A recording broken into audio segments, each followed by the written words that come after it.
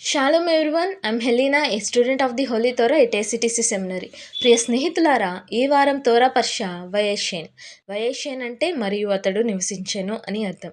Seifert తోరాలో ఇది 9వ పర్ష, Seifert బెరషిత్ లేదా ఆదికాండంలో ఇది 9వ పర్ష. ఈ పర్ష యొక్క మొదటి అలియా వాక్య భాగము. బెరషిత్ అనగా ఆదికాండము 37వ అధ్యాయం 1 నుండి 11వ వచనం వరకు. ఈ మొదటి అలియాలో యాకోబు కనాను దేశంలో నివసిస్తాడు.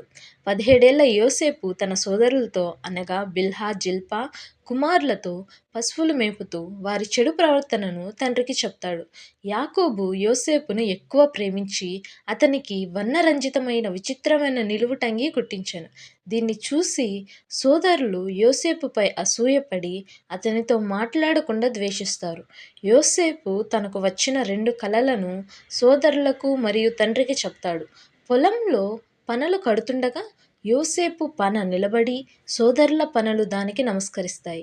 మరియు సూర్యుడు, చంద్రుడు, 11 నక్షత్రాలు యోసేపుకు సాష్టాంగపడతాయి.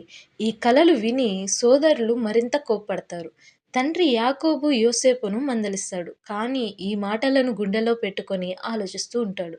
ఈ అలియా యోసేపు యొక్క దైవ ఎన్నిక, తండ్రి ప్రేమ వల్ల కలిగిన అసూయ మరియు భవిష్యత్తులో కుటుంబం మొత్తం యోసేపుకు లోబడే ఎలోహిం ప్రణాళిక యొక్క మొదటి సంకేతాలను స్పష్టంగా చూపిస్తుంది.